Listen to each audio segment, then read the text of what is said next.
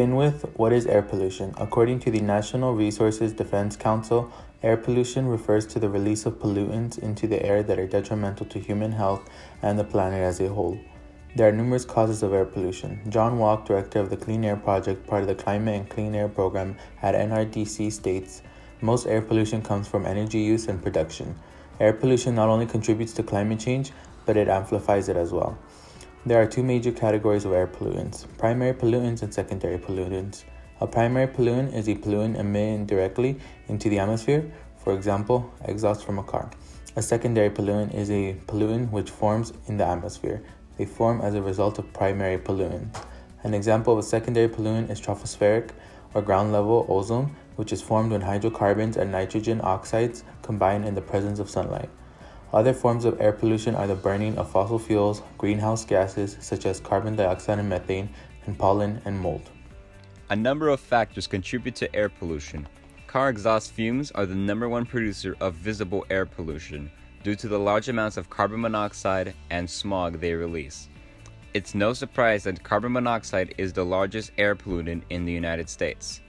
Similar to exhaust fumes, factory power plants release pollutants into the air.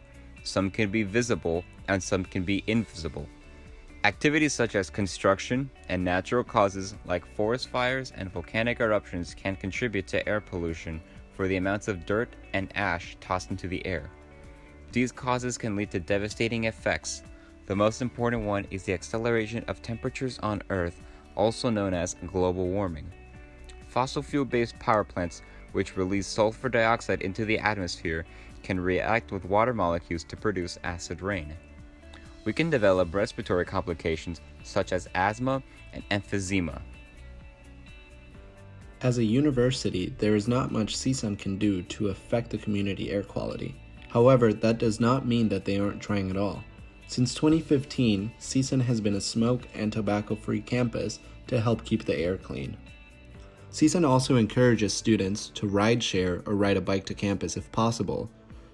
They also offer the Metro U-Pass, which can be purchased at the student portal, and it is a Metro card that offers transportation at a lower cost.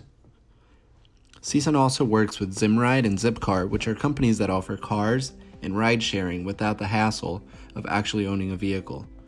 CSUN helps by even providing special parking spaces for these cars in the parking lot.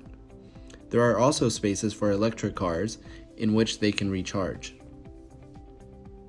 They had a service before called Line Bike, which became too messy for the community.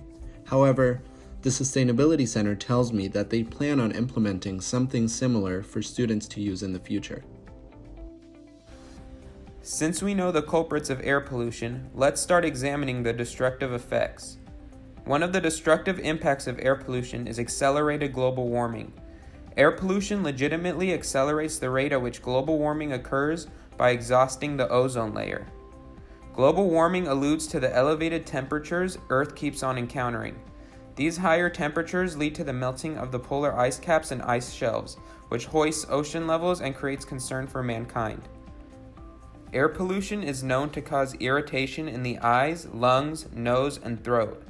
It causes respiratory issues and fuels existing conditions like asthma and emphysema. When constantly exposed to air pollution, people become at higher risk for cardiovascular disease. Air suffused with toxins can have various detrimental consequences on the arteries and have been a contributor of heart failures. Most disease and conditions that humans are susceptible to, animals are as well. Air pollution creates many of the same issues that humans face.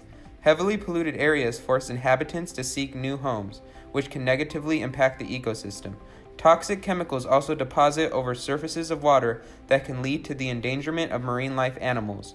With air pollutants being such a widespread epidemic, it is imperative that we come together as Earth's inhabitants to become part of the solution instead of contributing to be the problem.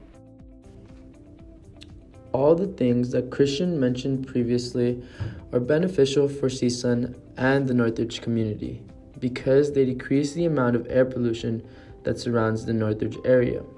This is extremely beneficial for us because it allows us to live in a less polluted community. These methods also allow us to have locations on campus such as the Orange Grove or the Botanic Gardens, because it allows us to sustain these areas due to the lack of air pollution that result from these methods.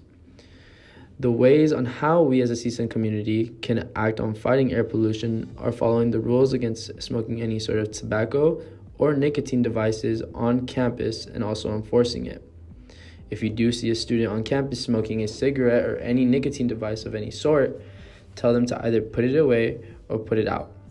This will ensure that our campus remains unpolluted.